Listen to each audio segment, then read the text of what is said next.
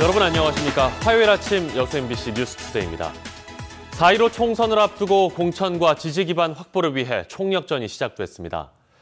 전략지역 15곳을 뺀 238곳 지역구에 대한 후보를 공모 중인 더불어민주당은 2월 말이나 3월 초 경선을 통해 최종 후보를 결정할 예정입니다. 자유한국당과 바른미래당, 대한신당과 무소속 현역 의원들은 지역구에 상주하며 중도 세력 결집과 지지 기반 다지기에 총력을 기울이고 있습니다. 정의당과 민중당 등 진보 정당들도 준연동형 비례대표제로 유리한 환경이 조성됐다고 보고 선거운동에 매진하고 있습니다. 고흥군이 관광객 600만 명 달성을 위해 다양한 지원 사업을 추진합니다. 고흥군은 2020년 고흥 방문의 해를 맞아 단체 관광객 유치 여행사의 관광객 1인당 식사비를 기존 3,000원에서 4,000원으로 확대하고 1박을 하면 15,000원을 지원하기로 했습니다. 또 우주발사 전망대, 분청문화박물관, 우주천문과학관 등 고흥군이 직접 운영하고 있는 관광지의 입장료도 50% 할인하기로 했습니다. 한편 지난해 고흥을 찾은 관광객은 모두 459만 명으로 집계됐습니다.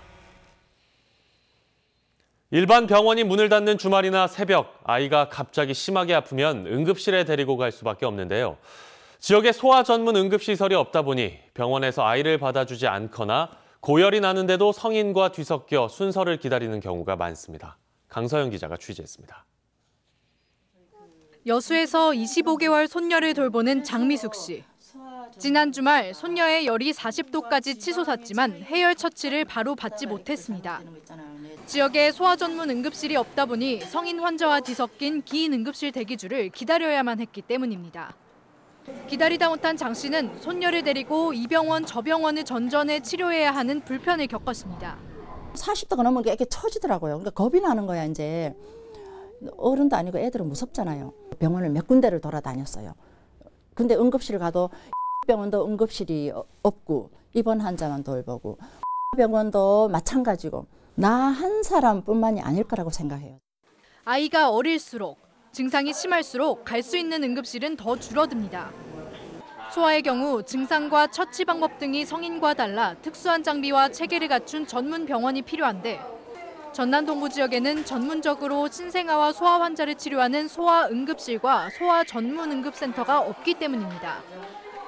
비교적 가벼운 증상을 응급실보다 부담 없이 치료받을 수 있는 달빛 어린이병원도 전남엔 없습니다.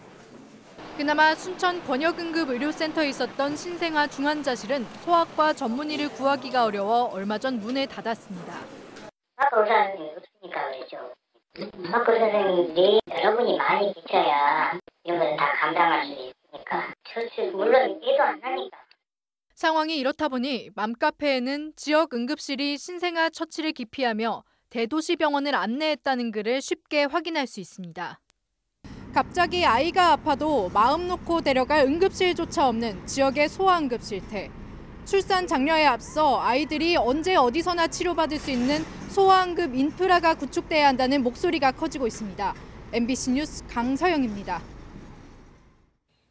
순천에 거주하는 한 50대 여성이 신종 코로나 바이러스 의심 증세를 보였지만 다행히 음성으로 판명됐습니다. 순천시 보건소는 한 50대 여성이 우한 폐렴 증세를 보인다는 신고를 받고 검사를 진행한 결과 어제 새벽 일반 감기로 판명돼 귀가 조치했다고 밝혔습니다. 해당 여성은 최근 지인들과 중국에 다녀온 이후 기침 등의 증상을 보여 병원을 찾은 것으로 알려졌습니다. 보건소 측은 개인 위생을 철저히 하고 의심 증상이 발생할 경우 즉시 보건소에 상담을 요청해달라고 강조했습니다. 고흥군이 청년 어업인들의 안정적인 정착을 위해 어촌 정착금을 지원합니다. 고흥군은 관내 주소를 두고 거주하고 있는 40세 미만 어업 경력 3년 이하의 청년 어업인 20명을 선발해 1년차 월 100만 원, 2년차 월 90만 원, 3년차 월 80만 원을 차등 지원할 예정입니다. 고흥군은 이번 지원금 제도가 청년 어업인들의 안정적인 정착을 도와 어촌 활성화에도 기여할 것으로 보고 있습니다.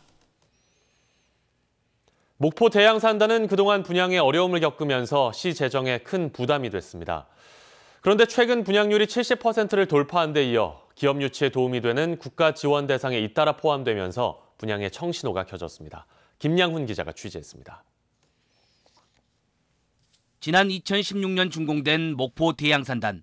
수십여 개의 수산물 가공업체들이 입주해 공장을 가동하고 있습니다. 제조업체들도 속속 산단에 들어서고 있습니다.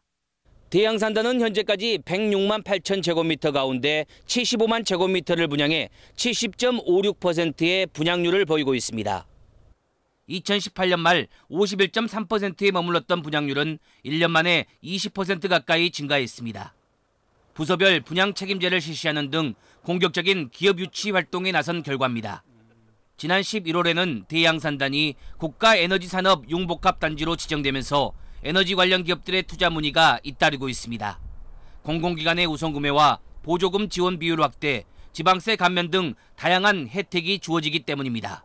대양산단이 에너지산업 융복합단지에 포함되어서 다양한 혜택이 주어지는 만큼 에너지 기업을 집중 유치할 계획입니다. 또 수산식품 수출단지 조성 등으로 대양산단이 투자의 최적지로 부상하면서 올해 대양산단 분양률은 85% 달성도 가능해졌습니다. 수산식품 융복합단지 1,000억짜리 사업이 이제 본격적으로 시행이 되고 에너지 융복합단지가 대양산에 포함됐기 때문에 금년에 85%까지 열심히 해서 분양을 하도록 최선을 다하겠습니다. 현재 대양산단은 99개 업체와 계약을 체결했으며 40개 기업은 공장이 가동 중이고 12개 기업은 건축 중입니다. 한때 애물단지로 여겨졌던 대양산단에 기업 유치 청신호가 켜지면서 지역경제 활성화 촉매제가 될 것이란 기대가 높아지고 있습니다. MBC 뉴스 김양훈입니다. 여수시가 이번 달 말까지 지원자들의 신청을 받아 초등학교 등하굣길 안전을 지도할 인력 120명을 뽑습니다. 이번에 선발되면 오는 3월 2일부터 7월 24일까지 안전한 등교를 위해 과속 차량 계도, 우범 지역 순찰 등을 하며 월 70만 원 안팎의 수당을 받게 됩니다. 여수시는 지난 2018년 도내 지자체에서 처음으로 등하굣길 안전지킴이 제도를 도입한 뒤 해마다 규모를 10에서 20%씩 늘려 시행하고 있습니다. 광주 지역에 올해 입주하는 아파트 물량이 14,000여 세대에 이르고 있습니다. 또 앞으로 5년 이내에 4만 세대가 넘는 아파트가 공급될 예정인데요. 공급 과잉에 대한 우려와 함께 공급 정책 변화가 필요하다는 지적이 나오고 있습니다. 이재원 기자입니다. 세계 수영대회의 선수촌으로 활용됐던 아파트 단지입니다. 수영대회 이후 리모델링을 거친 1,660세대의 아파트가 오는 3월부터 시작될 입주를 기다리고 있습니다. 주변 상권은 벌써부터 기대감과 우려가 교차하고 있습니다. 집세가 너무 많이 올라가니까 가게 이거 하나 들어서 갖고 가게세가 지금 엄청 지금 터무니없이. 아파트권이 이제 어디서 멀리서 여기 오지는 않잖아요. 이 지역 사람밖에 없으니까 이제 그것은 잘 모르겠어요. 계림동에서는 2,300여 세대에 이르는 재개발 아파트의 입주가 9월에 시작되는 등 광주 지역에서 올해 입주하는 아파트는 14,000여 세대에 이르고 있습니다. 이는 최근 5년 동안의 평균 입주 물량보다 23%나 증가한 것으로 공급 과잉도 우려됩니다. 입주량이 풍부하기 때문에 아파트 가격의 상승을 억제할 수 있는 요인이 될 것 같고요. 다만 이제 신규 아파트와 구축 아파트 간의 차이는 앞으로도 좀 심화돼서 부동산 가격에 영향을 미칠 수 있다는 분석인데 앞으로가 더 큰 문제입니다. 구도심을 중심으로 재개발 재건축 사업이 본물을 이루면서 2025년까지 2만 8천여 세대가 공급되고 도시공원 사업까지 고려하면 앞으로 5년 이내에 광주에 공급되는 아파트는 4만 세대가 넘습니다. 하지만 광주 지역 인구는 2017년을 정점으로 매년 0.4% 이상 감소하고 있고 아파트의 주력 구매 계층인 30에서 50대의 인구도 감소 현상이 두드러지고 있습니다. 또 15년 이상 된 아파트의 거래 절벽 현상이 나타나는 등 양극화가 심화되면서 아파트 공급 정책에 대한 변화가 필요하다는 지적이 고개를 들고 있습니다. MBC 뉴스 이재원입니다. 올해 설 명절에는 4대 범죄가 지난해보다 절반 이상 줄어든 것으로 나타났습니다. 전남지방경찰청에 따르면 설 연휴인 지난 20일부터 어제까지 지역에서 발생한 살인이나 강도 등 4대 범죄는 272건으로 627건이었던 지난해 설 연휴보다 약 57% 줄었습니다. 가정폭력 신고 역시 작년 연휴보다 10% 줄어든 것으로 집계됐습니다. 각종 안전사고를 예방하고 시민들의 안전의식을 높이기 위해 순천시가 올해 안전문화 대상을 선정합니다. 순천시는 화재나 교통사고, 자연재해 등 각종 분야에서 안전문화 확산에 기여한 개인과 단체를 선정해 시상하기로 했습니다.